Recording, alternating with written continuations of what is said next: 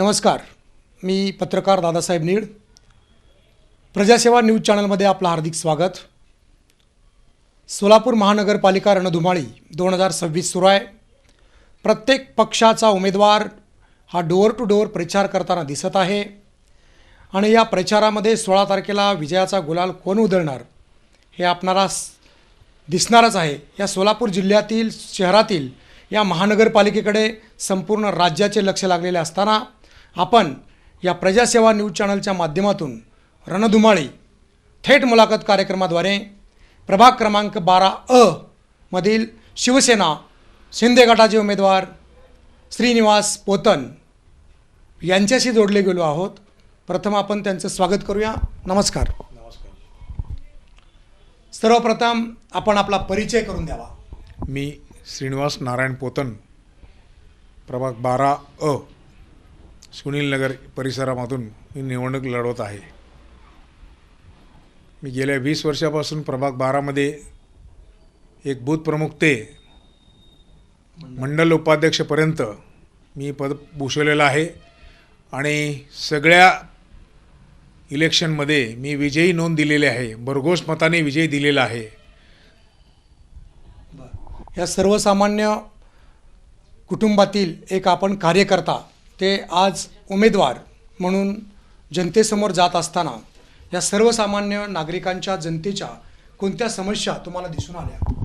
जनतेच्या समस्या म्हणजे त्या प्रभागातील नगरसेवक, आमचे ज्येष्ठ नगरसेवक अणगिरे डॉक्टर साहेब यांचा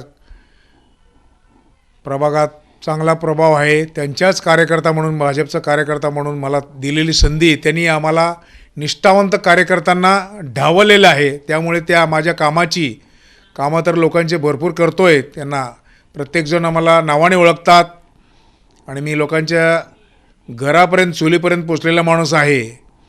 त्यांनी आम्हाला भरपूर संधी दिलेली आहे. मी लोकांचे कामं केलेलं मला विश्वास आहे. प्रभाग 12च्या सगळ्या मतदारांना मला आशीर्वाद देईल मतदारांनी मला, एवढं मी गॅरंटी देऊ शकतो. माझ्या कामाच्या पावतीवरने ज्या पक्षाने आम्हाला निष्ठावंतांना डावलले आहे त्याची चुणक आमच्या एकनाथ भाई यांनी ओळखून आम्हाला तिकीट माननीय श्री श्रीनिवास संगाभाऊ यांच्या रूपाने मला तिकीट मिळवून दिलेले आहेत आणि त्यांना जे निष्ठा त्यांनी दाखवले त्यांचं पूर्ण करण्याचा मी 100% प्रयत्न करणार आहे. ओके. या प्रभागामधील आपण आता डोअर टू डोअर प्रचार करत असताना मतदारांचा आपल्याला प्रतिसाद कसा मिळतो? उत्तम. आतापर्यंत मी केलेलं गेल्या 3 दिवसापासून फिरतोय. मतदारांनी म्हणतात, तुम्ही स्वतः उभारलेला आहे का? हो, खरं आहे का? असं विचारतात. म्हणजे त्यांनी पॅम्पलेट दिल्यावर म्हणतात, हो खरं आहे की मी 12 मध्ये त्यांनी माझ्याशी संपर्क साधना एकेकाने माझ्या गळाभेटी पण घेतलेली आहेत. म्हणजे एवढं मतदार खुश झालेत. ते त्यांना माहीत नव्हतं की हा माणूस कार्यकर्ता याला त्यांच्या स्वतःच्या पक्षामध्ये त्याला नाही भेटलेला आहे. तर आता एकनाथभाईच्या पक्षामध्ये भेटलेल्या लाडकी बहीण म्हणून त्यांनी निश्चितच त्यांनी विजयी होणार हे मला आशीर्वाद दिलेला आहे. त्यांनी उपमुख्यमंत्री आणि मुख्यमंत्री असताना एकनाथभाई शिंदे यांनी लाडकी बहीण योजना सुरू केल्यामुळे निश्चितपणे त्याचा लाभ महाराष्ट्रातील प्रत्येक उमेदवाराला होणारच आहे. या श्रीनिवास पोतन साहेबांना सुद्धा होईल असं त्यांनी आत्मविश्वास व्यक्त केला आहे आणि हे खरं आहे. आणि सोलापूरमध्ये शिंदे शिवसेना याचे जे उमेदवार आहेत हे निवडून येण्यासाठी प्रचंड मोठा प्रयत्न 2 नंबरचा पक्ष म्हणून त्याकडे पाहिलं जात असताना आपण एक दुसरा प्रश्न आपल्याकडे घेऊन येतो. मी आपण प्रभागामध्ये आजपर्यंत कोणकोणती जनसामान्यांची थेट कामं केली? मी माझ्या प्रभागात जितकेही गणपती मंडळ असू दे, नवरात्री मंडळ असू दे, कोणाचं आरोग्य शिबिर असू दे, याच्यामध्ये हिरी काम केलेलं आहे आणि स्वहाताने माझ्या जितकं ताकद आहे तेवढं मदत केलेली आहे. आणि प्रत्येकजण मला माझ्या पूजेसाठी प्रत्येक मंडळात मला बोलवलेले आहेत. आमच्या डॉक्टर राजेश अणगिरे साहेब आमचे ग्रुपचे मेन आहेत. जरा आमचे प्रभागात जितकेही मोठे मोठे मंडळ आहेत त्यांनी आम्हाला सन्मानाने पूजेसाठी बोलवलेले आहेत. आम्हाला फक्त पोतन साहेब म्हणून आम्हाला तिथं माहिती आहे, त्यांना बोलवतात. मान सन्मान करतात, सत्कार बी करतात, सगळं केलेले आहेत. सगळ्या आमच्या पॅनलचे आता जे प्रभाग 12चे जे चारही उमेदवारांना फुल सपोर्ट मिळतो आहे आणि आम्हाला विजयाची आशाचे किरण दिसू लागलेले आहेत. हे मी तुम्हाला जाहीरपणे डिक्लेअर करतो. बरोबर आहे. या लोकशाहीमध्ये मतदार राजा हाच सर्वश्रेष्ठ आहे आणि त्यामुळेच आशेचा किरण आपल्याला दिसतोय असं आपण सांगितलेलं आहे. परंतु आपल्यासमोर प्रतिस्पर्धी जे उमेदवार आहेत ते अतिशय जाणकार म्हणण्यापेक्षा त्यांचा अनुभव, ते बलाढ्य शक्तिशाली उमेदवार असताना आपण कशा प्रकारे प्रचार यंत्रणा राबवून विजयाचा गुलाल जवळ करणार आहात? बलाढ्य म्हणण्यापेक्षा आमदार लेवलचे काय ते नेते आहेत, आम्हाला त्यांचे काय देणं घेणं नाही आहे. इथं पक्षांनी त्यांना दिलेले आहे, त्यांच्या प्रेशरवरून दिलेले आहेत. जर त्यांनी तिथे त्यांच्या जागी निष्ठावंतांना दिला असता तर त्याचा पुरेपूर वापर चांगला झाला असता. पण आता आम्हाला जो रिस्पॉन्स मिळतो आहे की सांगण्यासारखं नाही आहे. कारण लोकांची जनशक्तीपुढे कुठलीही आर्थिक धनशक्ती असेल तर त्याला न जुमानता पक्षाकडनं भरपूर आमच्या पक्षाकडनं भरपूर प्रतिसाद मिळू लागले आहेत. मतदार राजा शेवटी त्यांच्यावर कल आहे. त्यांनी कुठल्याही अमानुष्याला बळी न पडता आम्ही त्यांना विनंती करतो. त्यांनी आम्हाला म्हणते ते काही नाही आहे, आम्ही जे करतो, आमचा भाऊ आम्हाला 18,000 रुपये लाडकी बहिणीची ओवाळणी दिलेला आहे, त्याची परतफेड करण्याची वेळ आलेली आहे. आम्ही न चुकता तुमच्या धनुष्यबाणाला आम्ही मदत देऊ, मतदान करू, असं त्याने आश्वासन दिलेलं आहे मला. या ठिकाणी मुख्यमंत्री देवेंद्र फडणवीस यांनी सुद्धा बऱ्याच वेळा सांगितलं होतं की निष्ठावंत कार्यकर्त्यांना उमेदवारी द्या. याकडे आपण कसं बघता? देवेंद्र फडणवीस साहेब तर त्यांनी उंची तर त्यांना काय बोलू शकत नाही, कारण त्यांनी एका सामान्य कार्यकर्त्यापासून मुख्यमंत्र्यापर्यंत चढउतार केलेले आहे. आमचे बावनकुळे साहेब असू दे, आमचे विजयकुमार मालक असू दे, त्यांनी पण खालच्यावरनं त्यांनी कार्यकर्ता म्हणून काम करत करत त्यांची हे इथंपर्यंत उंची गाठलेली आहे. हे त्यांना माहीत आहे कार्यकर्ता म्हणजे कोण आहे, कसा आहे, हे त्यांना माहिती आहे सगळ्यांना. हे कुणाच्या दबावाखाली दिले आम्हाला माहीत नाही आहे. मी एवढंच इच्छा व्यक्त करतो की कार्यकर्ता हा शेवटी त्याला हा कार्यकर्त्यांचा सण आहे. आम्ही आमदार साहेबांना आमचे जीवाचे रान करून त्यांना मदत केलेली आहे. कुठल्याही प्रचाराला आम्ही प्रेशर नाही घेता. आमच्या अंगावर आम्ही केसेस घेतलेले आहे. आमच्यावरती धमक्या वगैरे झालेल्या आहेत, तरी बी आम्ही न जुमानता आम्ही विजयश्री मिळवून दिलेला आहे. हा कार्यकर्त्यांचा काम जो करायचा आहे तो आम्ही केलेला आहे आणि विजयश्री लिहून दिलेला आहे शहर मध्येमध्ये. तरीसुद्धा त्यांनी कार्यकर्त्याचं म्हणणं ऐकून घेतलेलं नाही आहे. असो, त्यांची इच्छा, पण कार्यकर्ता हा कार्यकर्ताच असतो. त्यांनी संधी द्यायला पाहिजे होते, एवढीच माझी विनंती होती. या ठिकाणी आपल्याला प्रभागामध्ये प्रेशर आपला शब्द आलेला आहे. जर प्रतिस्पर्धी उमेदवारांकडून जर आपल्यावर दबाव आला, मैदानातून आपण पळ काढणार की मैदान लढवणार? आता माझ्याकडे एकनाथ भाईच आहेत. मी प्रतिस्पर्धीला किंवा कुठल्याही अमानुष्याला न जुमानता मी लढणारा व्यक्ती आहे. मी कार्यकर्ता आहे, पळवणारा नाही आहे, पळणारा व्यक्ती नाही आहे. मी पुढच्यांना पळवणारा व्यक्ती आहे. हे ब्रीदवाक्य आमचे नेते एकनाथ भाई, हे त्यांचं विधान मी सत्यात उतरवणार आहे. या निवडणुकीमध्ये आपण मतदारांसमोर कोणतं व्हिजन घेऊन जात आहात? इथं भरपूर समस्या आहेत. इथे लोकांचे छोटे छोटे कामं आहेत. त्यांचं म्हणणं तुम्ही घेऊ शकता, प्रभागात फिरू शकता की कार्यकर्ता इलेक्शन झाल्यानंतर 5-5 वर्ष तोंड न दाखवणारे लोक आहेत आणि काही काम नसलं तर फोन काही काम फोनसाठी केलं, रात्री अपरात्री उचलणारे, फोनच उचलत नाहीत त्यांनी, असं त्यांचं मतदारांचं कल आहे. त्यांनी म्हणतात ते तो फोन उचलत नाही, तर मतदाराशी बोलत बी नाही, तर स्विच ऑफ असतं, आउट ऑफ कव्हरेज असतं. आम्ही तिथंपर्यंत जावं, नवी पेठेपर्यंत, आमचं काम शक्य नाही. यावेळेस मतदारांनी त्यांना त्यांची जागा दाखवणारच आहे असं ते आम्हाला बोललेले आहेत. बघूया, आता जनतेचं ताकद आहे, जनता जनार्दन आहे, ते काय करणार, काय कसं करणार हे त्यांच्या हातात आहे. आता किती हमेशाला दिलं, शेवटी त्यांच्या ताकद आज पॉवर आहे, त्यांचं मतदानाचं पॉवर आहे, ते दाखवणारच. येत्या 16 तारखेला तुम्हाला कळेलच ते. लोकशाहीमध्ये मतदार हाच महत्त्वाचा भाग आहे. मतदार राजा हा लोकशाहीचा धागा आहे असं आपलं ठाम मत आहे.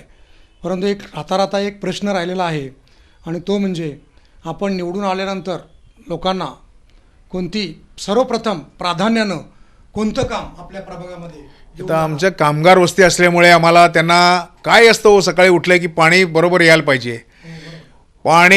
पाणीच्या दिवशी त्यांनी कामच सुट्टी असते 12 वाजेपर्यंत. कामगार विडी कामगार असू दे, यंत्रमाग कामगार असू दे, हा प्रभाग पूर्ण आमचा टेक्स्टाईलचा कामगार मोडतो, विडी कामगाराचं मोडतो. त्यांनी पाणीच्या दिवशी एक जण कामगार त्याचा दिवस वाया जातो, सुट्टी जातो, त्याचं नुकसान होतं आहे. पहिली गोष्ट पाण्याची व्यवस्था आणि नंतरनं लाईट. आमचा प्रभाग थोडा आउटस्कट्स असल्यामुळे तिथं रात्री अपरात्री लाईट नसल्यामुळे पावसाचं पाणी आतमध्ये येणे किंवा ड्रेनेजचं पाणी फुटणे आणि पाऊस पडताना गटारीचे ते तुंबलेलं असतात समस्या, ही सगळे प्राथमिक किरकोळ समस्या आहेत हो.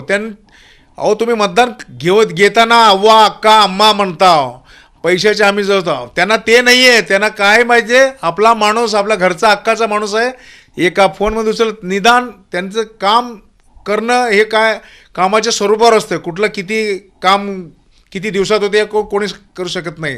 त्यांना समाधान करणे हे फार महत्त्वाचं आहे. मतदार असा म्हणत नाही की माझं आज आत्ता दिलो संध्याकाळी व्हायला पाहिजे दुसरं. त्यांचं समाधान काय असतं की हे काम या आठवड्यात नाहीत 2 दिवसात किंवा 8 दिवसात पूर्ण करायला पाहिजे यांची असते. पाठपुरावा तर करावं. नूरा आत्ता म्हणतात फोन बांधून दे, पाणी होऊन दे, ही चपेड हे सांगायचं नसतंय. फक्त त्यांचं फोन काय असतं, नगरसेवक फोन उचलला बाबा, हे समाधान आहे त्यांचा. त्यांनी काय तो आत्ताच या असं म्हणणारं कोणी बी नाहीत माझ्या मते. आता कोण बी नसतात. काय तर असेल हॉस्पिटल असेल, काय बी असेल दुसरी कामं, काही समस्या ते किरकोळ समस्या असतात. त्यांना मनाचं धीर जे म्हणतात, जे आपल्याला कोण नाही म्हणणारा माणूस, विश्वास, अरे कोण तरी आहे आपल्याला, आपला माणूस आपला ऐकतोय, असा व्यक्तिमत्व त्यांना पाहिजे आहे. मग आपण या प्रभागामध्ये गेल्या 20 वर्षापासून एक आपला माणूस म्हणून प्रतिमा तयार केलेली आहे. आता जनताचा कौल हा अंतिम असतोय, तो असल्यामुळेच तर मला त्यांनी माझ्या कामाची दखल घेऊनच मला तिकीट मिळालं हे मी समजतोय. कारण आतापर्यंत केलेल्या कामामध्ये आता ज्या 4 इलेक्शन झालेले आहेत त्यांच्यामध्ये मी बूथ प्रमुखपासून काम करतोय, म्हणजे त्यांना कामाची दखल घेऊनच ते केलेलं आहे. मला प्रत्येक कार्यकर्ता, प्रत्येक माणसं घरातलं सगळं माहीत आहे.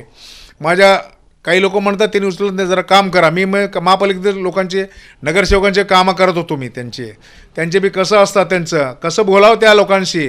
एक जण ऑफिसर, काही लोकांची मनस्थिती नसते, त्यांना प्रेशर असतं, थांबवावं लागतं, त्यांच्या मनानुसार बोलावं लागतं.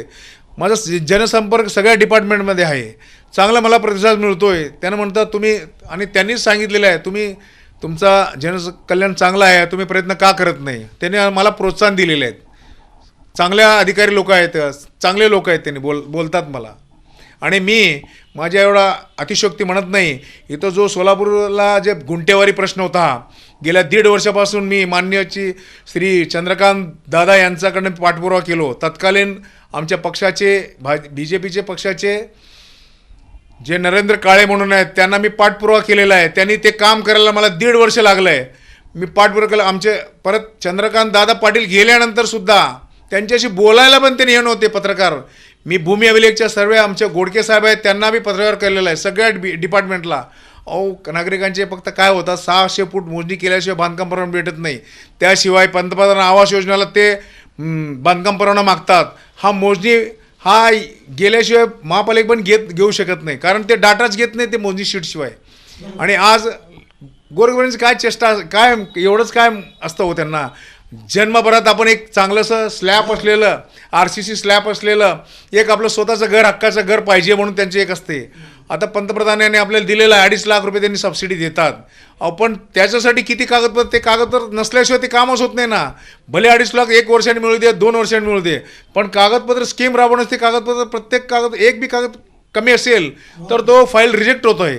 प्रत्येक अधिकारी काय बोलू शकतो, हे कागद आणा, पण त्या कागदासाठी किती महिने कुठल्या डिपार्टमेंट फिरावं, पाठपुरावा करावं. आता समजा तुम्ही 18,000 रुपये भरून भूमी अभिलेखचं जलद गती तुम्ही भरलाव, तुम्ही द्रुतगती भरलाव, तरी बी तिथं लिहिलेलं असतं 15 दिवसात तुमचं 1 महिन्यात काम होईल. 3 महिने 18,000 रुपये भरून पण सुद्धा तुम्हाला कामं त्या फायनल अंतिम लेआउट आउटर काढायला पाहिजे, त्याच्यामध्ये बसायला पाहिजे, ते निकाली काढत नाहीत. आज माझ्यामध्ये 2024पासून ते अर्ज आहेत, अजून मी निकाली नाही काढलेले आहेत. ह्यांच्यासाठी झगडले ते गुंठेवारीचा जो प्रश्न आहे, मी मंडल उपाध्यक्ष असताना भाजपच्या केंद्रीय निरीक्षक श्री महाडिक साहेब यांनी आले होते. त्यांच्यापुढे मी स्वतः माईक घेऊन सभागृहात मी बोललेलं आहे. माझ्यासाठी दबाव तंत्र यूज केलेलं आहे. मी स्वतः जे निरीक्षकांच्या पुढे मी बोललेलं आहे की हे होणं गरजेचं आहे. छोट्या छोट्या गरिबांचं ते त्यांचं स्वप्न होत नाही. काय उपयोग आहे? पंतप्रधानांनी दिलेलं आहे 15 लाख देतात म्हणतात, पण त्याला कागदपत्र जोडण्यासाठी ते होणं गरजेचं आहे. मग आपल्या माननीय विजयकुमार देशमुख साहेबांनी त्यांचा पाठपुरावा करत करत करत करत त्यांनी ते पुढं केले. आणि आता आलेले आमचे बावनकुळे साहेब, म्हणजे आता जे आपलं काय म्हणतं महसूल मंत्री बावनकुळे साहेब आताचे, त्यांनी पाठपुरावा केलेत. त्यांनी माझा विषय मांडलात, मालकाने विषय मांडलेत. त्यांनी त्यांना पटवून सांगितले हे होणं गरजेचं आहे म्हणून. त्यांनीच म्हणतात सगळं तुम्ही हे करायचे होते.